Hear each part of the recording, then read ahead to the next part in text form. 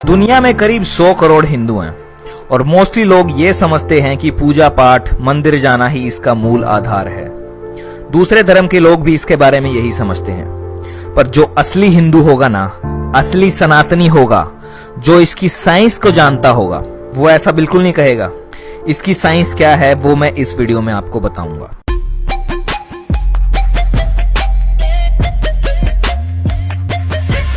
इसकी साइंस इतनी गहरी है कि दुनिया भर के बड़े बड़े क्वांटम फिजिसिस्ट, मॉडर्न साइंटिस्ट ने हिंदुइज्म के वेद उपनिषद पढ़े हैं, अध्ययन किया है, जिसमें एल्बर्ट आइंस्टाइन से लेके Niels Bohr, Erwin Schrödinger, Werner Heisenberg और निकोला टेस्ला का नाम भी आता है। इन्होंने अपने टाइम में वेदांता फिलॉसफी पढ़ी थी। हिंदुइज्म का असली नाम है सनातन धर्मा। धर्मा का मतलब यहाँ पे रिलीजन से नहीं है, धर्मा का मतलब यहाँ पे है नियम, कुछ लॉज। उन लॉज के बारे में बात कर रहा है जो फिजिकल नहीं है, बट उनके हिसाब से सबकी लाइफ गवर्न होती है। हिंदुइज्म तो नाम इसलिए पड़ गया क्योंकि ये दुनिया की सबसे पुरानी सभ्यता से शुरू हुआ था, इंडस वैली सिविलाइजेशन, सिंधु घाटी सभ्यता, जो कि एक नदी के किनारे थी जिसका नाम था सिंधु नदी। और क्योंकि यहाँ रहने वाले लोग हिमालय और इंदु सागर, इंडियन ओशन के बीच में जो लोग रहते थे, उनको बाहर वाले लोगों ने हिंदू बोलना शुरू कर दिया, तो वहां से नाम पड़ गया हिंदुइज्म। अब इसकी खास बात क्या है? इसकी खास बात यह है कि अगर तुम 10 हिंदुओं को खड़ा कर दोगे और उनसे पूछोगे कि भाई तुम किस चीज में बिलीव करते हो, तो आपको 10 अलग अलग जवाब मिलेंगे, डिफरेंट फॉर एवरी पर्सन। क्यों? क्योंकि कोई भी इसका एक सिंगल फाउंडर नहीं है, लाइक अदर रिलीजन्स। इसमें कुछ लोग किसी चीज में मानते हैं, कुछ लोग किसी चीज में मानते हैं, डिफरेंट कल्चर्स हैं, ज्योग्राफिकल लोकेशंस के हिसाब से भी ये डिफर करता है। इस सब के बावजूद भी हिंदुइज्म में एक कॉमन विचारधारा है और वो बड़े ही ब्यूटीफुल तरीके से 3 चीजों को समझाती है। गॉड कौन है, इंडिविजुअल कौन है और ये वर्ल्ड क्या है। तो वो ऐसे है कि एक ब्राह्मण होता है, ब्राह्मण, इसको जाति वाला ब्राह्मण मत समझना, वो अलग है, वो कास्ट है। और ब्रह्मा भी मत समझना, क्रिएटर, वो भी अलग है, BRAHMAN। एक ब्राह्मण होता है, ऑल परवेडिंग एनर्जी, जो सब कुछ है, वहीं से शुरुआत है और वहीं से अंत है। वो ना कभी आया और ना कभी गया, वो हमेशा है। ट्रू रियलिटी ऑफ थिंग्स, ये शेपलेस है, बॉडीलेस है, जेंडरलेस है, कलरलेस है। It can not be described, it can only be experienced. तो ये है ब्राह्मण, परमात्मन। अब इस ब्राह्मण की इटर्निटी को समझने के लिए एक श्लोक है संस्कृत में, ओम पूर्णमदम पूर्णमिदम पूर्णात् पूर्णम उदच्यते पूर्णस्य पूर्णमादाय पूर्णमेवावशिष्यते। इसका सिंपल मतलब है, infinite has already existed, it will continue to exist, and from that infinite even if a infinite is taken out it remains infinite. मतलब वो इनफाइनाइट है, अनंत है, उसमें से अगर इनफाइनाइट भी निकाल दोगे तो भी वो इनफाइनाइट ही रहेगा, अनंत ही रहेगा। ये है ब्राह्मण, परमात्मन। अब इस ब्राह्मण में से, इस परमात्मन में से निकलते हैं छोटे छोटे टुकड़े, जिसे बोलते हैं आत्मन, जो आप में है, मुझ में है, पशुओं में है, पेड़ पौधों में है। उनमें प्राण है, लाइफ फोर्स, एनर्जी है। Pieces that comes out of Brahman, ये एनर्जी है। E=mc², आइंस्टाइन ने जो बताया था, वही सेम चीज। अब ये आत्मन एंटर करता है माया में। माया मतलब प्रकृति। ब्राह्मण सोर्स ऑफ क्रिएशन है और प्रकृति primordial matter and activating energy है, यानी कि नेचर और क्रिएशन इटसेल्फ। पुरुष प्रकृति, Shiv Shakti, cosmic father, cosmic mother, जगत पिता, जगत माता, masculine principle and feminine principle. पुरुष क्रिएशन का सोर्स है और प्रकृति खुद क्रिएशन है। अब ब्राह्मण से प्रकृति निकली है, ब्राह्मण से माया निकली है। ब्राह्मण इनफाइनाइट है, माया भी इनफाइनाइट है, पुरुष इनफाइनाइट, प्रकृति भी infinite. That infinite proceeds from the infinite. अनंत से ही अनंत निकलता है, and it still remains the Brahman, still remains infinite. तो Brahman is infinite, universe is infinite. अब ये यूनिवर्स जो ये क्रिएट हो रखा है, प्रीमोडियल मैटर, ये माया है, ब्राह्मण की माया, या कह लो शिव की माया। अब आत्मन को बॉडी मिली है, तो आत्मन ड्राइवर है और ये बॉडी एक कार की तरह है। एक कार नहीं चल सकती विदाउट द ड्राइवर, समझ रहे हैं? सिमिलरली इस बॉडी नहीं चल सकती विदाउट द आत्मन। आपने पढ़ा होगा, energy can neither be created nor be destroyed, it can only convert from one form to another. ये वही एनर्जी है, वही आत्मन है। जब ये माया में या प्रकृति में एंटर करती है तो ये मैटर एक्वायर कर लेती है, बॉडी एक्वायर कर लेती है। Atman is surrounded by a physical structure called body. अब आत्मन अपने आप को रिवील करती है कॉन्शियसनेस के थ्रू, चेतना के थ्रू, और ये कॉन्शियसनेस या चेतना इंटरेक्ट करती है बॉडी के साथ, बॉडी इंटरेक्ट करती है माया के साथ, प्रकृति के साथ। और ये इंटरेक्शन होता है 3 तरीकों से, या सात्विक गुणों से, या राजसिक गुणों से, और या तामसिक गुणों से। हर इंटरेक्शन में कर्म जनरेट होता जाएगा। अच्छा सोचोगे, अच्छा करोगे तो पॉजिटिव कर्म जनरेट होगा, और बुरा करोगे, बुरा सोचोगे तो नेगेटिव कर्म जनरेट होगा। अब ये जो आत्मन है, एनर्जी है, इसके लिए श्लोक है जो गीता में कृष्ण ने बोला है, नैनम छिदंती शस्त्राणि नहनम दहती पावक, न चैनम क्लदयन्ते आपो न शोषयति मारुत। ना शस्त्र आपको काट सकता है, ना अग्नि आपको जला सकती है, ना जल आपको गीला कर सकता है, और ना ही हवा आपको सुखा सकती है। आत्मा अमर है, अजर है, सर्वज्ञ है, सनातन है। जिस तरह से हम कपड़े बदलते हैं, उसी तरीके से आत्मा एक शरीर छोड़कर नया शरीर धारण कर लेती है। और जब ये आत्मन माया में एंटर करता है तो इस माया के अंदर आपका साइकिल स्टार्ट हो जाता है कर्म का। मतलब इस रेक्टेंगल के अंदर लिखा हुआ है लॉ ऑफ कर्मा। मतलब आत्मन ने यहाँ पे एंटर किया और उसका कर्म साइकिल स्टार्ट हो गया। यहाँ से ये आत्मन ने माया में एंटर किया, यहाँ पे जन्म हुआ, birth, disease, old age, death, birth, disease, old age, death, birth, disease, old age, death. ये चलता रहेगा, चलता रहेगा, चलता रहेगा, चलता रहेगा। बार बार जन्म होता रहेगा, बार बार मरते रहेंगे, बार बार जन्म होता रहेगा, मरते रहेंगे। ये इसकी कोर फिलोसफी है। अब जिस तरीके से फेसबुक के सर्वर होते हैं, वो सब कुछ रिकॉर्ड करते हैं कि कहाँ से आया, कितने बजे आया, क्या क्लिक किया, क्या लाइक किया, क्या कमेंट किया, क्या लाइक करके अनलाइक किया, ये सारी चीजें वो जैसे वो रिकॉर्ड करता है। इसी तरीके से माया में इनविजिबल सर्वर्स लगे होते हैं जो हर चीज को नोट कर रहे हैं। कॉस्मिक रजिस्टर्स में आपका एक एक कर्म नोट होता है, रजिस्टर्स में चढ़ता जाता है, पॉजिटिव और नेगेटिव का बैलेंस बनता चला जाता है। जब शरीर की मृत्यु होती है, उस समय आत्मा का जो भी विचार रहता है और उसके कर्म कैसे थे, उसके हिसाब से अगला जन्म डिसाइड होता है। अब देयर आर 6 कैटेगरीज जिसमें जन्म होता है, और ये इवोल्यूशन के हिसाब से हुआ है। अब 6 तरीके की रियलिटी है इस 3 डायमेंशनल वर्ल्ड में। पहली है एक्वेटिक, सारे पानी वाले। दूसरी है इंसेक्ट्स एंड रेप्टाइल्स, रेंगने वाले छोटे कीड़े मकोड़े।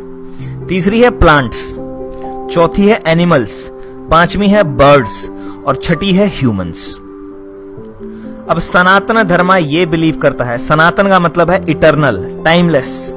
उसमें ये बिलीफ है कि जो ह्यूमंस हैं सिर्फ वो ही कर्म जनरेट करते हैं, क्योंकि जो कीड़े मकोड़े हैं या फिर कुत्ता बिल्ली हैं, they are not aware of itself. वो सिर्फ इंस्टिंक्ट्स के आधार पे काम करते हैं, उनका कर्मा जनरेट नहीं होता, उनका कर्मा काउंट नहीं होता है। तो नेगेटिव कर्म जनरेट करोगे तो नीचे की दुनिया मिलेंगी, नीचे के रियलिटीज मिलेंगी, और नीचे सिर्फ कोई कर्म जनरेट नहीं हो सकता है, वहां सिर्फ कर्म भोग सकते हो, वहां कोई कर्म जनरेट नहीं होता है। तो अभी तुम्हें ह्यूमन बर्थ मिला है तो तुम्हारे कर्म बहुत अच्छे थे, इसलिए तुम इंसान बने, क्योंकि सिर्फ ह्यूमंस के पास फ्री विल है, चॉइस है कर्म जनरेट करने की। ये हिंदुइज्म के बेसिक थॉट्स हैं, और ब्रह्मा विष्णु महेश तो अभी तक आए भी नहीं। जो लोग सोचते हैं कि हिंदुइज्म का मतलब सिर्फ मंदिर जाना, पूजा करना है, भक्ति करना है, इसकी पीछे की साइंस क्या है उसको जानो। और ये सबसे पुराना रिलीजन होने के बावजूद भी आज तक इसीलिए खड़ा है क्योंकि ये सनातन है, टाइमलेस है, इसको कोई मार नहीं सकता। कितनी भी कोशिश कर लो इसको मारने की, फिर से उठ के खड़ा हो जाएगा, क्योंकि ये तो सिर्फ एक विचार है। और यही एक रीजन है कि ये आज तक भी जिंदा है। बाकी कितने धर्म आए और खत्म हो गए, बट ये आज भी सबसे पुराना होने के बावजूद भी 100 करोड़ लोग इसे फॉलो करते हैं। चलो आगे बढ़ते हैं। अब आत्मा के कर्म के हिसाब से अगला जन्म मिलता है। तो अब जो ह्यूमन लाइफ मिली है, इसमें अच्छे कर्म कर लो, वरना नीचे जाओगे। अपना कार्मिक बैलेंस सुधार लो, और नीचे जाओगे तो केवल बुरे कर्म खत्म होते जाएंगे, नए कर्म अन नहीं हो सकते क्योंकि चॉइसेस नहीं है। और अगर आत्मा के कर्म अच्छे हैं तो आपको ये सेंट्रल फिलॉसफी समझ में आएगी। तो कुछ नॉलेज एक्वायर करने के बाद और कुछ स्क्रिप्चर्स पढ़ने के बाद आपको ये समझ में आएगा कि आप एक साइकिल में फंस गए हैं, आपकी डेस्टिनी कहाँ है। तब आप पूरी पावर लगाएंगे इस साइकिल से बाहर निकलने के लिए और अल्टीमेटली मोक्ष अटेन करने के लिए। और मोक्ष सिर्फ मरने के बाद अटेन नहीं होता है, मोक्ष यहाँ रहते रहते मिल जाता है। जब आप ये अच्छे कर्म और बुरे कर्मों से ऊपर उठ जाते हैं, निष्काम कर्म करने लग जाते हैं, तो आपको यहाँ रहते रहते मोक्ष मिल जाता है। आपको ये रियलाइजेशन हो जाता है कि आप आत्मा हैं, और ये रियलाइजेशन हो जाता है कि आत्मा ही परमात्मा है। अद्वैत वेदांता के अकॉर्डिंग तत्त्वम असि, दैट दो आर्ट, मतलब आत्मन इज ब्राह्मण आत्मा ही परमात्मा है, उसी का हिस्सा तो है, वही तो है। और मोक्ष अगर मिल गया तो आप वापस चले जाएंगे ब्राह्मण के पास, जहां से आप आए थे, परमात्मन के पास, which is the reality of all human beings. But हर कोई इस चीज के लिए अवेयर नहीं हो सकता। जो अवेयर नहीं हो सकता उनके लिए endless cycle of birth death चलता रहेगा। अब ये क्यों हो रहा है? बिकॉज दिस संसार, this world is a Maya, temporary material reality which confuses आत्मन। ये माया आत्मा को कंफ्यूज कर देती है, और ये टेम्परेरी मटेरियल रियलिटी है, ये सच्चाई नहीं है। माया का मतलब है दैट विच इज नॉट, जो है ही नहीं। और जो लोग इसे नहीं समझ पाते वो राजसिक और तामसिक कर्मों में बंध जाते हैं और अल्टीमेटली कोई मुक्ति नहीं मिलती उन्हें। अब एक तरफ तो ये चल रहा है, दूसरी तरफ ये यूनिवर्स खुद से क्रिएट होता है, नर्चर होता है और डिस्ट्रॉय होता है। This has been discovered by 21st century scientist. Big bang, universe expansion and then big crunch. But ये नॉलेज तो हिंदुओं ने 10,000 साल पहले निकाल दी थी कि यूनिवर्स क्रिएट होगा, एक्सपैंड होगा और अल्टीमेटली डिस्ट्रॉय हो जाएगा, अगेन क्रिएट होगा, एक्सपैंड होगा और अल्टीमेटली कोलैप्स हो जाएगा। माया हिस्सा है इस यूनिवर्स के बनने, बढ़ने और बिगड़ने का। संसार, माया, जो इस ब्रह्मांड के अंदर है, वो 4 साइकिल्स के अंदर चल रहा है। सतयुग, त्रेता युग, द्वापर युग, कलयुग, जिसकी रेशो 4:3:2:1 की है, कि जितना टाइम कलयुग का लगेगा उससे 4 गुना सतयुग का होगा, 3 गुना त्रेता का होगा और 2 गुना द्वापर का होगा।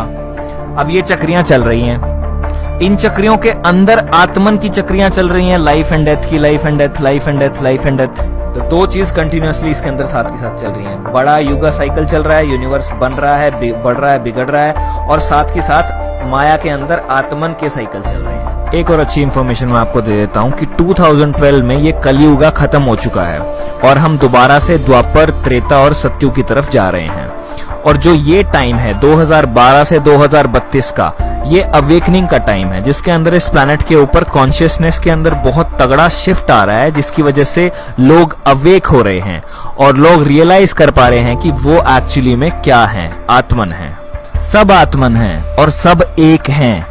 चाहे आप किसी भी धर्म को मानने वाले हों, बट अल्टीमेटली हम सब एक हैं। यही एक रीजन है कि कभी भी हिंदुइज्म ने किसी को कन्वर्ट नहीं किया, क्योंकि वो जानते थे कन्वर्ट क्या करना, सब एक ही तो है। चाहे वो माने किसी भी चीज को, बट ट्रुथ को चेंज नहीं किया जा सकता, वो एक ही है। तो सिंपली ये बोल रहा है कि आपकी लाइफ आपके कर्म पे डिपेंड करती है, जैसे कर्म करोगे उसके हिसाब से आपको रिजल्ट मिल जाएंगे। अब इस कंसेप्ट के सिमिलर टर्म्स पे एक मूवी बनी है जिसका नाम है मैट्रिक्स, जिसने इस रियलिटी को ही क्वेश्चन कर दिया कि रियल क्या है, जिसके अंदर नियो, जिसका मतलब है 1, NEO, मॉर्फियस नियो को यही समझा रहा है पूरी मूवी में कि तुम एक एंडलेस साइकिल के अंदर फंस गए हो, तुम मैट्रिक्स में फंस गए हो, माया में फंस गए हो और इस साइकिल से निकलना है। तो जब नियो एनलाइटनमेंट अचीव करता है, वो गोलियों को रोक देता है अपनी तरफ आते हुए, सब कुछ कर देता है, वो पता नहीं ऐसी ऐसी चीजें कर सकता है जो ह्यूमनली पॉसिबल ही नहीं है, जो या तो कृष्णा ने अपने टाइम में की थी या राम ने अपने टाइम में की थी। और इस कंसेप्ट को समझने के बाद जब आप वो मैट्रिक्स मूवी देखेंगे तो आपको और क्लियरली समझ में आएगा कि ये कंसेप्ट भी और वो मूवी भी। तो एक संस्कृत में सेइंग है, ब्राह्मण सत्य जगत मिथ्या, means Brahman is real and this world which you experience through your senses is just myth। तो जिस दिन आपको ये आत्मा का बोध हो गया, उस दिन आपको मोक्ष अटेन हो गया, आपके ये सारे के सारे भ्रम टूट जाएंगे और आप समझ जाओगे कि आपके अंदर ही है वो ब्राह्मण, आपके अंदर ही है वो परमात्मा। अहम ब्रह्मास्मि जो सिखाया जाता है वो यही है कि तुम ही हो ब्राह्मण, तुम्हारे अंदर ही है सब कुछ, उसे कहाँ बाहर ढूंढ रहे हो, बाहर नहीं मिलेगा, वो अंदर ही मिलेगा। तो इसकी समरी क्या है? इसकी समरी है that you are a spiritual being having a temporary human experience here on earth. मतलब आप एक स्पिरिचुअल बीइंग हैं और टेम्परेरली इस धरती पे एक इंसानी रूप में अपने जीवन को जी रहे हैं। आप किसी रेस के नहीं हो, किसी देश के नहीं हो, किसी भेष के नहीं हो, you are just a part of that Brahman. अब मैं चाहता हूं कि आप हर किसी को जगाएं, हर किसी के साथ इस वीडियो को शेयर करें, और आपको क्या लगता है इस वीडियो के बारे में और इस फिलॉसफी के बारे में प्लीज कमेंट करके मुझे बताएं। अगर किसी चीज पे आपको डाउट है तो मैंने डिस्क्रिप्शन में लिंक दिए हैं, आप उन पे जाके फर्दर रिसर्च कर सकते हैं। अगर ये वीडियो आपको पसंद आई है तो प्लीज इसे लाइक करें, चैनल को सब्सक्राइब करना बिल्कुल मत भूलें, क्योंकि मैं सिमिलर टाइप का कंटेंट इस चैनल पे लाता रहूंगा। और सोए हुए लोगों को जगाता रहूंगा।